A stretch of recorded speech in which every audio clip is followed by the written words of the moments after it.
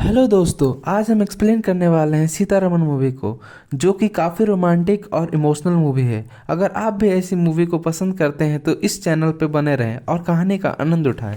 तो मूवी की शुरुआत में हमें 1964 का समय दिखाया जाता है, जहां हम देखते हैं कि एक आतंकियों का लीडर कुछ लड़कों के सामने खड़े होकर उन्हें बता रहा होता है कि उन सबको कश्मीर भेजा जा रहा है, क्योंकि ऑपरेशन जिब्राल्टर का समय आ गया है। उस आतंकी लीडर का प्लान ये था कि वो कुछ लड़कों को कश्मीर में रहने भेजेंगे और भारत की नागरिकता दिला देंगे। उन लोगों का कुछ बड़ा हमला करने का प्लान था। उन लड़कों में एक रसूल नाम का लड़का भी शामिल था, जिसकी एक छोटी बहन थी जिसका नाम वहीदा होता है, जो कि आतंकी लीडर उसे अपने पास रखे हुए था। अब बॉर्डर पार करवाने के लिए उन लड़कों को भेजा जाता है, तो एक चेक पोस्ट पर पाकिस्तानी ऑफिसर अब्बू तारिक उन्हें रोक लेते हैं। तो उन्हें बताया जाता है कि वो एक सीक्रेट मिशन के लिए जा रहे हैं। अबू तारिक को इस ऑपरेशन के बारे में नहीं पता था और ना ही ये ऑफिशियली पाकिस्तानी गवर्नमेंट की तरफ से हो रहा था, इसलिए वो बॉर्डर पार करने की इजाज़त नहीं देते। तभी उनके पास उनके सीनियर ऑफिसर के फ़ोन आता है और वो उन लड़कों को आगे जाने का ऑर्डर दे देते हैं और कहते हैं कि ये कहीं भी रिकॉर्ड में दर्ज नहीं होगा। ऊपर से प्रेशर आने पर तारिक ना चाहते हुए भी उन्हें यह काम करना पड़ता है। अब कहानी यहाँ से 20 साल आगे बढ़ती है, जहाँ हमें आफरीन नाम की एक पाकिस्तानी लड़की को दिखाया जाता है, जो कि लंदन में रहकर पढ़ाई कर रही थी और वो पाकिस्तानी यूथ प्रेसिडेंट भी थी। उसे इंडिया और इंडियन लोगों से बहुत नफरत थी। वो उनके खिलाफ नारेबाजी भी किया करती थी।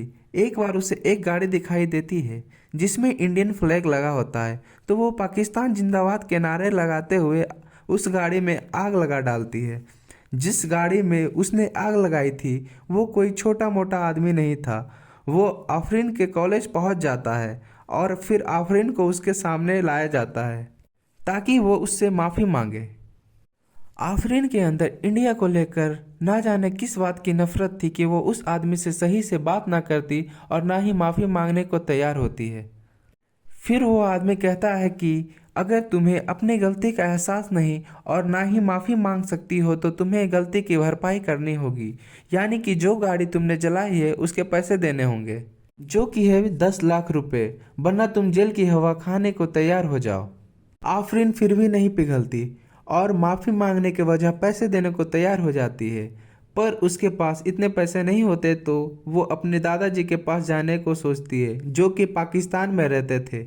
आफरीन जब छोटी थी तो उसके इस व्यवहार के वजह से उन्होंने ज़बरदस्ती उसे लंदन पढ़ने के लिए भेज दिया था, जिस बात से आफरीन उनसे नाराज़ हो गई और दोबारा कभी मिलने के लिए नहीं आई। पैसों की वजह से वो उनसे मिलने जाती है, पर उसके घर पहुंचने के बाद उसे पता चलता है कि उसके दादा इस दुनिया में नहीं रहे। वो कोई और नहीं बल्कि पाकिस्तानी ऑफिसर अब्बू तारिक थे। इतने में ही उसके दादाजी के वकील उसके पास आते हैं, तो आफरीन उनसे ही पैसे मांगने लगती है, क्योंकि उससे उम्मीद थी कि उसके दादाजी उसके लिए कुछ ना कुछ तो छोड़कर जरूर गए होंगे। इतने में वकील उसके हाथ में एक लेटर पकड़ाता है, जो कि उसके दादाजी ने उसके लिए लिखा था, जिसमें कि लिखा हुआ था कि मैंने तुम्हें तुम्हारी मर्जी के खिलाफ तुमको लंदन भेजा, इसलिए तुमने कभी पीछे मुड़कर नहीं देखा। मेरे लेटर जब तुम्हें मिलेगा तब तक मैं इस दुनिया से जा चुका हूँगा, लेकिन मैं लेफ्टिनेंट राम से किया हुआ वादा पूरा न कर सका। 20 साल पहले लेफ्टिनेंट राम ने मुझे एक खत दिया था, जो कि सीता महालक्ष्मी के पास पहुंचाना था, पर ऐसा हो ना सका। सीता को इस खत का कितना इंतजार है और इसमें कितनी कहानियां छुपी हुई है मुझे नहीं मालूम। ये मदद नहीं, कर्ज है जिसे तुम्हें चुकाना है। दुश्मन फौजी को सौंपी हुई जंग है ये चिट्ठी। इस जंग में सीता और राम को तुम्हें जिताना है। आफरीन को यह समझ ही नहीं आता है कि आखिर ये चिट्ठी है किस बात की, और दुश्मन मुल्क के ऑफिसर से आखिर दोस्ती कैसे हो गई। तो फिर वो इन सभी बातों को इग्नोर करके फिर से पैसे मांगने लगती है। वकील कहता है कि तुम्हें ये चिट्ठी सीता महालक्ष्मी के पास पहुंचानी है, तभी तुम्हें प्रॉपर्टी में से कुछ मिल पाएगा, क्योंकि यही तुम्हारे दादाजी ने कहा था। अब आफरीन को तो पैसे चाहिए ही थे और उसे लगा कि सिर्फ चिट्ठी ही तो पहुंचाना है, तो वो निकल पड़ती है उस पते पर जहां उसे चिट्ठी पहुंचाना रहता है। चिट्ठी को नूरजहान पैलेस पहुंचाना था, जो कि अब एक गर्ल्स कॉलेज बन चुका था। तो रिकॉर्ड चेक करने पर वहाँ कोई भी सीता महालक्ष्मी नाम का इंसान नहीं मिलता। काफी जगह तलाश करने के बाद भी उसे सीता के बारे में कोई भी जानकारी नहीं मिलती। तो आफरीन के दिमाग में आता है कि अगर सीता को ढूंढना है तो पहले हमें राम का पता करना होगा। राम के बारे में उसे यह मालूम था कि वो लेफ्टिनेंट राम था। 1965 में वो मद्रास रेजिमेंट से बिलोंग करता था। जैसे तैसे जुगाड़ लगाकर उसे राम की फ़ोटो मिल जाती है। फिर उसे राम के दोस्त विकास के बारे में पता चलता है, तो वो और जानकारी प्राप्त करने के लिए विकास के पास पहुंच जाती है। अब विकास राम की कहानी सुनाना शुरू करता है और कहानी यहाँ से फ्लैशबैक में जाती है, जहाँ हम एलओसी में मौजूद इंडियन बेस कैंप को देखते हैं। वहाँ पर बर्फबारी की वजह से कई दिनों से राशन नहीं आ पाया था, जिसके वजह से वहाँ के ऑफिसर्स भूखे अपनी ड्यूटी निभा रहे थे। वहीं पे राम हर जगह अपनी नज़र रखते हुए अपनी ड्यूटी निभा रहा होता है। तभी उसे कुछ लोग अपनी ओर आते हुए दिखाई देते हैं। राम को लगता है कि शायद वो कश्मीरी मुस्लिम है, पर उसके सीनियर को लगता है कि शायद वो आतंकी है। इसलिए उसके सीनियर ऑफिसर राम को फायर करने का ऑर्डर देते हैं, पर राम को यकीन था कि वो लोग आतंकी नहीं हैं। इसलिए वो जानबूझकर सही से निशाना नहीं लगाता है और उसका यह मानना सही साबित होता है। राम के सीनियर ऑफिसर विष्णु राम को कुछ खास पसंद नहीं करते थे और वो बेवजह उससे चिढ़ते थे, पर राम को उनसे कोई दिक्कत नहीं थी और वो अपने काम बड़ी फुर्ती और ईमानदारी के साथ करता था। उधर आतंकी लीडर अंसारी को यह खबर मिलती है कि सभी लड़के कश्मीर में सेटल हो गए हैं। तो अब लीडर अपने साथी को एक फ़ोटो देकर कहता है कि यह फ़ोटो जामिल तक पहुंचा दो और जामिल को कह दो कि यह न्यूज़ वो इंडियन आर्मी तक पहुंचा दे। अब जाकर उस आतंकी लीडर का प्लान समझ आता है कि वो चाहता था कि इंडियन आर्मी उन लड़कों को मार दे, ताकि वहां रहने वाले आम लोगों को लगे कि आर्मी ने उनके मासूम लड़कों को मारा है, जिसके वजह से वहां आर्मी पर से भरोसा उठ जाए और वहां दंगा होने लगे। और यही था उसका ऑपरेशन जिब्राल्टर। प्लान के मुताबिक जामिल ये न्यूज़ इंडियन आर्मी तक पहुंचा देता है। तो अब सीनियर ऑफिसर एक मीटिंग बैठाते हैं और सबको यह जानकारी देते हैं। ऐसे आसानी से जानकारी मिलना राम के मन में शक पैदा कर देता है, पर उस वक्त उसकी बात कोई भी सीरियस नहीं लेता और ऑफिसर विष्णु उन लड़कों को मारने के लिए मिशन पर निकल जाते हैं। ऑफिसर विष्णु इस मिशन के लिए राम को नहीं चुनते और बाकियों के साथ जाकर उन सभी 4 लड़कों को मार गिराते हैं, पर वहां 5 लड़के आए थे, जिसमें कि रसूल वहां से भाग निकलता है। उन 4 लड़कों के मर जाने की खबर पूरे शहर में आग की तरह फैल जाती है, जिससे कि आम लोगों के अंदर गुस्सा भर जाता है और वो आर्मी के ऊपर पत्थरबाजी करना शुरू कर देते हैं। अब राम पूरी तरह से उस आतंकी लीडर का प्लान समझ चुका था, लेकिन अब बहुत देर हो चुकी थी, क्योंकि जैसा वो चाहता था वहाँ वैसा ही माहौल बन चुका था और सभी जगह दंगे शुरू हो गए थे। राम सोचता है कि अगर जामिल उनके हाथ लग जाए तो आगे का सारा प्लान का पता चल जाएगा। तो वो उन्हें ढूंढने के लिए जाते हैं, पर गांव में वहाँ कोई भी दिखाई नहीं पड़ता। बात यह थी कि आतंकी लीडर रेडियो के जरिए वहाँ पर मौजूद सभी मुस्लिम लोगों को इकट्ठा करके हिंदुओं और इंडियन आर्मी के खिलाफ भड़काऊ भाषण देते हुए सबको भड़काने का काम कर रहा था, ताकि वहाँ का माहौल पूरी तरह से खराब हो जाए और बिना हथियार का इस्तेमाल करते हुए वो एक दूसरे को मरवा डाले। आतंकी लीडर लोगों को भड़काते हुए अगरता गाँव को जलाने का ऑर्डर दे देता है, जहाँ पर सिर्फ हिंदू रहते हैं। तो राम उसके इन बातों को सुन लेता है और प्लान बनाते हुए वो सभी गांव वालों को छुपा देता है। तभी वहां पे भड़के हुए लोग मसाल लेके आ जाते हैं और घरों को जलाना शुरू कर देते हैं। राम उन सभी को रोकने की कोशिश करता है और समझाते कि आप सभी लोग बस मोहरे हैं और जो बच्चे मारे गए हैं वो सच में आतंकी थे। वो लोग राम की बात नहीं सुन रहे होते कि तभी राम के हाथ जामिल लग जाता है। तो उसकी धुलाई करते हुए वो ये सच उगलवा लेता है कि ये सब उस आतंकी का प्लान था। वो बच्चे मासूम नहीं बल्कि सच में आतंकी थे। ये सच्चाई आने के बाद अब उन सभी की आंखें खुल जाती है और वो जो आग उन्होंने लगाई थी उसे बुझाने में लग जाते हैं। और इस तरह से राम ऑपरेशन जिब्राल्टर को पूरी तरह से नाकाम कर देता है। राम ने इतने लोगों की जान बचाई और इतनी कॉम्प्लिकेटेड सिचुएशन को इतने अच्छे से हैंडल किया, उसके लिए अब हर जगह उसकी तारीफ हो रही थी। और उन सभी को इंटरव्यू लेने के लिए एक औरत आती है जो कि ऑल इंडिया रेडियो में काम करती थी। इंटरव्यू लेने वक्त राम बताता है कि उसका इस दुनिया में कोई नहीं है और वो अनाथ है। वो औरत अपने शो में कहती है, कश्मीर में रहकर हमारी रक्षा करता एक अकेला सैनिक है, लेफ्टिनेंट राम। उनकी खुशहाली पूछने वाला परिवार जहां वो लिख के बता सके मैं जिंदा हूं, ऐसा पता नहीं है उनके पास। राम का साथ देना अब हमारी जिम्मेदारी है। मेरे बेटे राम को मैंने कल ही खत लिखा है और अब आपकी बारी है।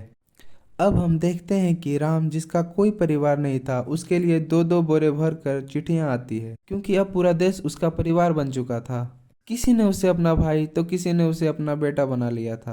हर कोई उसे प्यार दे रहा था और उसे ये बता रहा था कि वो अकेला नहीं है, बल्कि उसकी बहन, उसका भाई, उसकी माँ, उसके पिता है उसके साथ। राम को वो सारे खत पढ़कर बहुत ही ज्यादा खुशी होती है और वो पूरी रात जागकर उनका रिप्लाई भी लिखता है और सबको उनके पते पर पोस्ट कर देता है। अब ऐसे ही चिट्ठियों का आने का और राम द्वारा उनके जवाब देने का सिलसिला चलने लगा था और राम अपने परिवार के साथ अपना सुख दुख बांटकर बहुत खुश था कि तभी उसे एक चिट्ठी नजर आती है जो उसे अब तक नहीं पढ़ी थी। वो जब चिट्ठी खोलकर देखता है तो उसमें लिखा रहता है कि तुमने ऐसा क्यों बोल दिया कि तुम्हारा कोई नहीं, जबकि मैं तुम्हारी पत्नी हूँ। राम यह देखकर खुश भी हो जाता है और सोच में भी पड़ जाता है कि आखिर मेरी पत्नी बनकर मुझे किसने चिट्ठी भेजी। और उस चिट्ठी पे नाम लिखा हुआ था सीता महालक्ष्मी का। सीता महालक्ष्मी राम की पत्नी बनकर राम को चिट्ठियां भेजा करती थी और उन्हें पढ़ने पर ऐसा प्रतीत हो रहा था जैसे वो सच में राम की पत्नी हो और बेहद प्यार करती हो। उस चिट्ठी में यह पता लिखा ही नहीं था कि चिट्ठी कहाँ से आती है और राम को सिर्फ लड़की का नाम पता था और सीता की तरफ से ही चिट्ठी आती रहती थी। और पढ़ते पढ़ते राम भी सीता के लिए कुछ फील करने लग जाता है, क्योंकि वो इस तरह से ही चिट्ठियां लिखती थी जैसे राम ही उसका पति हो। अब एक दिन राम को चिट्ठी मिलती थी जिसमें सीता ने लिख रखा था कि 12 तारीख को हैदराबाद में एक शो है जिसे वो देखने जा रही है। राम हमेशा की तरह चिट्ठी पढ़ ही रहा होता है कि तभी उसकी नज़र लेटर पे लगे स्टैम्प पे पड़ती है जिसमें कि दिल्ली लिखा हुआ था।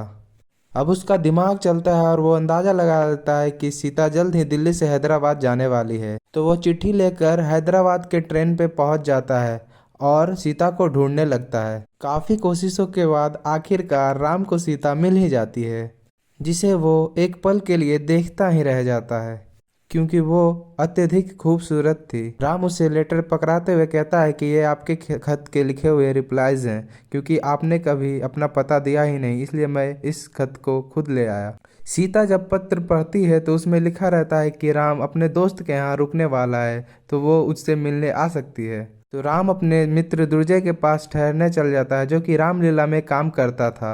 अगले दिन सीता राम से मिलने वहीं पहुंच जाती है, जो राम बहुत खुश होता है और अपने मन की बात बताने लगता है। पर सीता कहने लगती थी कि मैंने तो वो सारे खत इसलिए लिखे थे क्योंकि मुझे लगता था कि हम कभी नहीं मिलेंगे। सीता कहना तो कुछ और चाह रही थी, लेकिन उसकी आंखें बता रही थी कि उसके मन में कुछ और है और वह राम को इतना कहकर चली जाती है। अब कहानी प्रेजेंट में आती है जहां राम का दोस्त विकास आफरीन से कहता है कि अब इसके आगे क्या हुआ मुझे नहीं पता, लेकिन राम के मित्र दुर्जय को पता होगा, इसलिए आपको उसके पास जाना चाहिए। अब हम देखते हैं कि राम के सीनियर ऑफिसर विष्णु अब रिटायर हो रहे थे कि तभी उनके पास आफरीन का कॉल आता है और उन्हें पता चलता है कि वो राम के बारे में जानना चाहती है, पर उन दोनों की बातचीत नहीं हो पाती। तो ऑफिसर विष्णु आफरीन के बारे में सारी जानकारी ढूंढ निकालने का ऑर्डर दे देते हैं।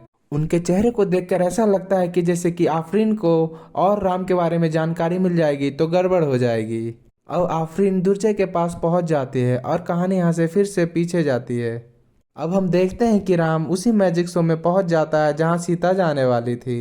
वहां सीता की दोस्त रेखा मिलती है और वो बताती है कि तुम इस तरह से आ जाओगे उसने कभी नहीं सोचा था। राम को पता चलता है कि सीता एक डांस टीचर है जो कि नूरजहां पैलेस में रहती है। राम बातें करने में माहिर था और उसकी मीठी मीठी बातें सीता को पिघला ही देती है और अब वो भाव खाना छोड़कर राम से मिलना जुलना घूमना फिरना शुरू कर देती है। अब यहाँ पर यह बात खुलती है कि वो लोग पहली बार ट्रेन में नहीं कश्मीर में मिले थे। राम यह सुनकर चौंक जाता है कि तभी कहानी एक छोटे से फ्लैशबैक में जाती है जहां हम देखते हैं कि सीता अगरता गांव में मौजूद है और ये वो वक्त था जब दंगाइयों ने वहां पे आग लगा दी थी। सीता सिर्फ वहां घूमने के लिए गई थी पर अब वो उस दंगे में फंस गई थी, लेकिन तभी वहां पे राम आता है और उसे बचा लेता है। आग और दंगाइयों की वजह से सीता ने अपना मुंह ढक रखा था, जिस वजह से राम ने उसका चेहरा देख ना सका, पर सीता ने उसका चेहरा देख लिया था। और उस समय से ही सीता को राम भा जाता है। पर इसके बाद से ही शायद सीता ने राम को खत लिखना शुरू कर दिया था। ये सच्चाई बाहर आने के बाद अब राम को सीता से और ज्यादा प्यार हो जाता है, और सीता तो राम से प्यार करती ही थी। राम अब सीता के साथ शादी करने का सोच लेता है, तो वो कैसे भी जुगाड़ करके नूरजहां पैलेस पहुंच जाता है, क्योंकि उसे ये मालूम था कि सीता वहां प्रिंसेस को डांस सिखाती है। राम सीता के पास पहुंच जाता है और उसके पास शादी का प्रस्ताव रखते हुए कहता है कि इतने सालों से ना तो उसके पास घर था ना लोग जिसके पास वो जा पाए, और अब वो चाहता है कि वो हर छुट्टी में उसका इंतजार करे और वो उससे मिलने आए। राम कहता है कि मैं नहीं जानता कि मेरी नौकरी छोटी है या बड़ी, पर अगर तुम हाँ कह दो तो मैं तुम्हें रानी बनाकर रखूंगा। सीता यह सुनते ही घबरा जाती है और बिना कुछ बोले वहां से भागते हुए चली जाती है। कहानी प्रेजेंट में आती है, जहां हम देखते हैं कि दुर्जय आफरीन को सीता की फोटो दिखा रहा होता है, जो कि राम ने खींची थी जब राम सीता से पहली बार दुर्जय के घर में मिला था। आफरीन दोबारा से गर्ल्स कॉलेज में जाती है ताकि वो फोटो दिखाकर यह पता कर सके कि सीता नाम की लड़की थी या नहीं। तो वहां कदम रखते हैं उसे एक बड़ी सी फोटो दिखाई पड़ती है, जिसे देखकर उसका मुंह खुला का खुला रह जाता है। वो फोटो सीता की थी, पर उसके ऊपर सीता महालक्ष्मी नहीं प्रिंसेस नूरजहां लिखा हुआ रहता है। और अब यह बात खुलता है कि सीता ही नूरजहां पैलेस की प्रिंसेस थी, और यह बात राम को कभी बताई ही नहीं। और इसी के चलते अब्बू तारिक के द्वारा लिखी गई चिट्ठी वापस आ जाती थी, क्योंकि सीता महालक्ष्मी नाम का इंसान कोई था ही नहीं। उधर हम देखते हैं कि ऑफिसर विष्णु विकास के पास पहुंच जाते हैं और आफरीन के बारे में पूछने लगते हैं। आफरीन ने विकास को यह बताया था कि वो लंदन से आई है और एक किताब लिख रही है, पर ऑफिसर विष्णु बताते हैं कि वो लंदन से नहीं पाकिस्तान से आई है और वो अब्बू तारिक की पोती है। अब कहानी यहाँ से फ्लैशबैक में जाती है, जहाँ हम देखते हैं कि राम जिसे रानी बनाकर रखना चाहता था वो पहले से ही रानी है। सीता यानी नूरजहां बच्चियों से बहुत लगाव था। वो छोटे बच्चों को पढ़ाने के लिए बहुत कुछ करती थी। वो इतनी बड़ी रानी होकर भी एकदम साधारण तरीके से रहती थी। प्रिंसेस नूरजहां राम से जुड़ी सारी बातें रेखा को बताती है, तो वो यही सलाह देती है कि तुम्हें राम को सारी सच्चाई बता देनी चाहिए, नहीं तो वो बाद में और ज्यादा दुखी होगा, क्योंकि सीता तो असलियत में है ही नहीं। सीता यानी नूरजहां राम से सचमुच प्यार करती थी और उसके साथ में रहना चाहती थी, पर वो एक रानी थी जिसका किसी आम इंसान से प्यार करना उसके भाई को बिल्कुल पसंद नहीं आता, और उसके दिमाग में यह सब बातें चलने लगती है कि शायद उसे लेटर लिखना ही नहीं चाहिए था, और इसी सोच में पड़ी हुई रहती है कि आखिर वो क्या करे। अब हम देखते हैं कि ओमान देश में फाइनेंशियल क्राइसिस आ जाती है, तो वहाँ के सुल्तान वहाँ के सभी इंडस्ट्रीज को अपने कंट्रोल में ले लेते हैं, जिसमें कि नूरजहां की इंडस्ट्रीज भी शामिल थी। अब नूरजहां के भाई अकबर परेशान होते हैं कि अब वो क्या करे, कि तभी उनके सलाहकार कहते हैं कि नूरजहां की शादी सुल्तान के बेटे से हो जाए तो हमारी संपत्ति बच सकती है। अब सारा भार नूरजहां के ऊपर आ जाता है। सभी उससे यह उम्मीद करने लगते हैं कि अगर वो शादी करने के लिए तैयार हो जाए तो सब सही हो जाएगा, पर वो तो राम से प्यार करती थी, तो ऐसे कैसे हाँ कह देती। हम देखते हैं कि राम सीता से मिलने आता है, क्योंकि उसे लगता है कि उसने शादी की बात करने में बहुत जल्दबाजी कर दी, इसीलिए सीता पहले उसे जान ले तो ज्यादा अच्छा रहेगा। पर सीता तो अलग ही धर्म संकट में फंसी हुई थी, तो वो क्या ही जवाब देती, और वो चाह कर भी कुछ भी बता नहीं पा रही थी, क्योंकि वो एक तरफ राम के साथ रहना भी चाहती थी और एक तरफ उसके ही उसके फैमिली की जिम्मेदारी आ चुकी थी। राम को अब वापस बॉर्डर पर जाने पे बस 4 ही दिन बचे थे, तो जिन्होंने उनको चिट्ठी लिखी थी वो उनसे मिलने का सोचता है। अब सीता भी उसके साथ जाने को तैयार हो जाती है, क्योंकि वो जानती है कि अब शायद राम से इसके बाद ना वो मिल पाए।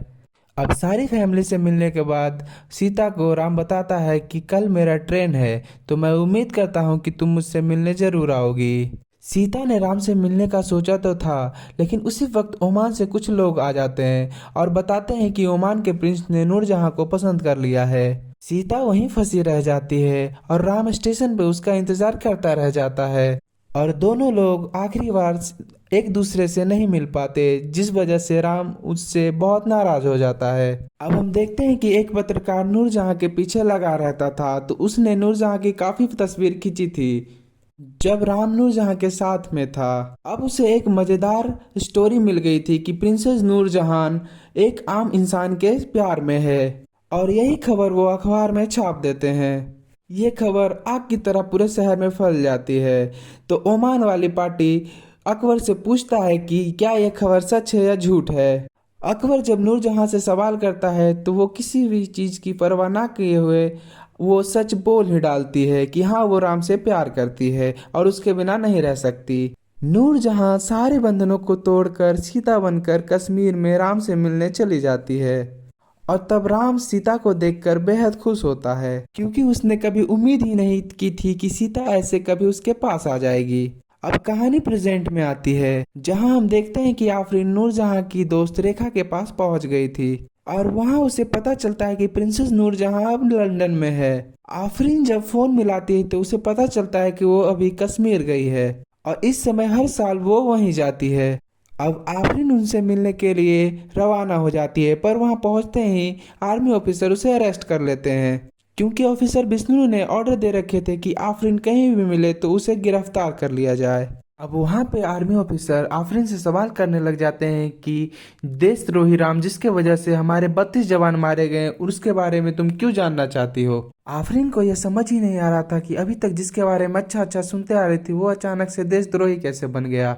तभी वहां पे ऑफिसर विष्णु आ जाते हैं और उससे अकेले में बात करते हुए कहते हैं कि राम देशद्रोही नहीं था, तुम्हारे दादा अबू तारिक और राम के बहुत एहसान हैं। कहानी यहाँ से दोबारा फ्लैशबैक में जाती है, जहाँ हम देखते हैं कि राम और सीता एक होटल में गए हुए होते हैं। वहाँ पे सीनियर ऑफिसर विष्णु अपनी पत्नी के साथ मिल जाते हैं, तो राम भी उन्हीं के साथ बैठ जाता है। तभी अचानक से विष्णु सर के कनपट्टी पर एक लड़का बंदूक तान देता है।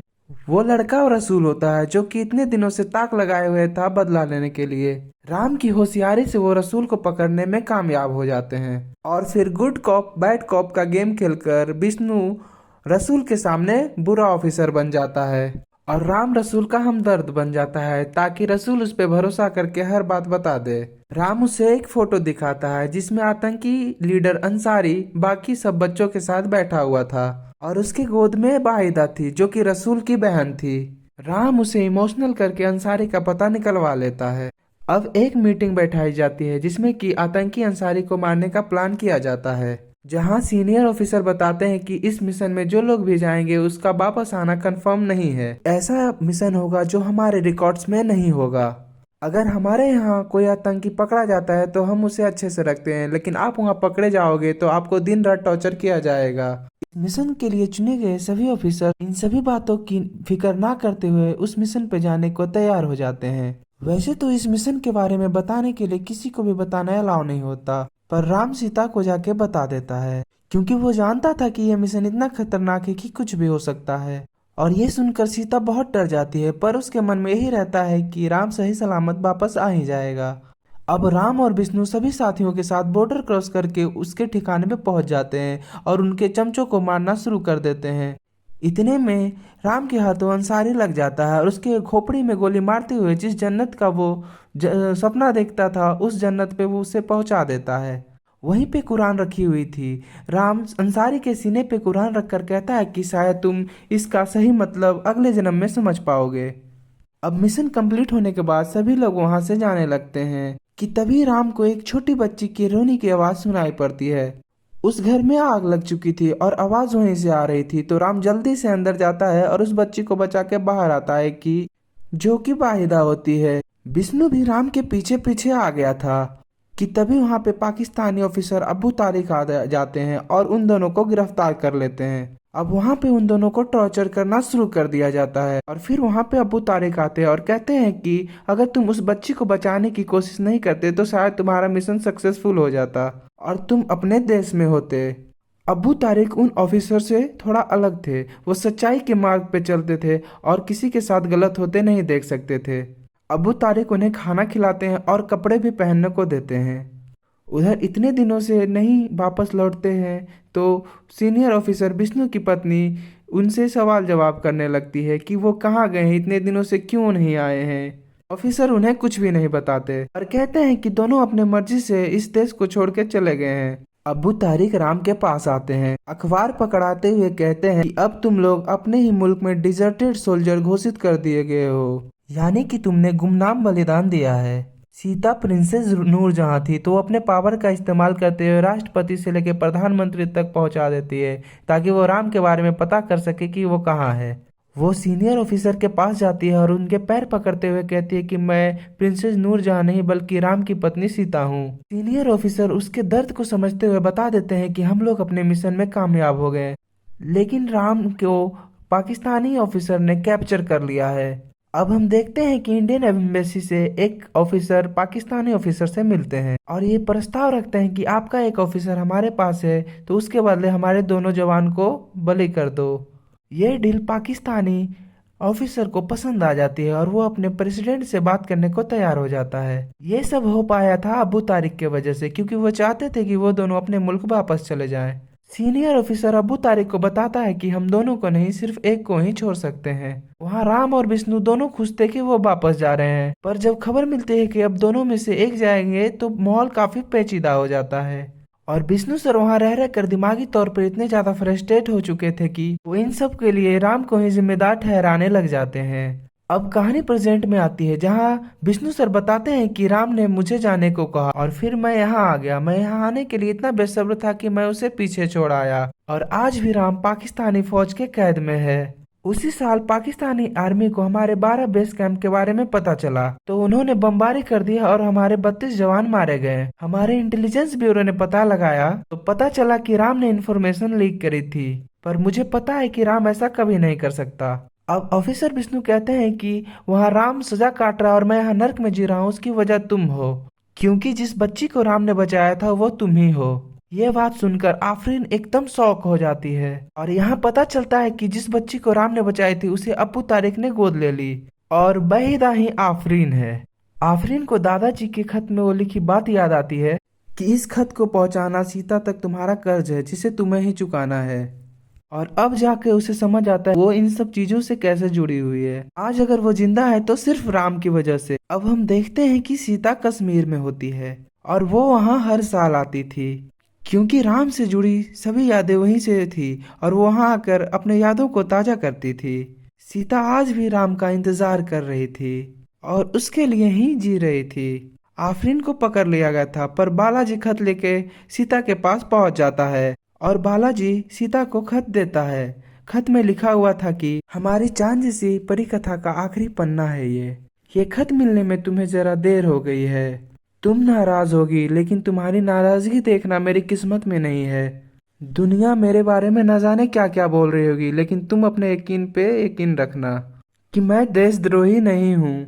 उधर विष्णु को जब पता चलता है कि सीता कश्मीर में ही है तो वो उसका पता लगाने को कहता है, क्योंकि वो नहीं चाहता था कि वो लेटर्स फिर सीता के पास पहुंचे। कहानी फिर से फ्लैशबैक में जाती है, जहां पाकिस्तानी सीनियर ऑफिसर एक चाल चलते हैं और दोनों ही लोगों को अलग करके वो डील रखते हैं कि अगर तुम इंडियन आर्मी की बेस कैंप की जानकारी दे दो तो तुम्हें वापस भेज दिया जाएगा। राम उसके मुंह पे थूकते हुए साफ साफ बताने को मना कर देता है, पर ऑफिसर विष्णु फ्रस्ट्रेट हो चुके थे। उन्हें घर बार बार जाने को याद आ रहा था और वो सभी जानकारी उसको बता देते हैं। ये बात जानकर राम को बहुत बड़ा झटका लगता है और यहाँ सच्चाई खुलती है कि राम ने कभी भी कुछ भी बताया ही नहीं था, बल्कि विष्णु ने सारी जानकारी लीक करी थी। यही सब बातें चिट्ठी में लिखी हुई थी, इसीलिए विष्णु नहीं चाहते थे कि आफरीन सीता से मिले या वो चिट्ठी सीता को मिले। अब चिट्ठी पढ़ने पर सब कुछ सामने आ चुका था।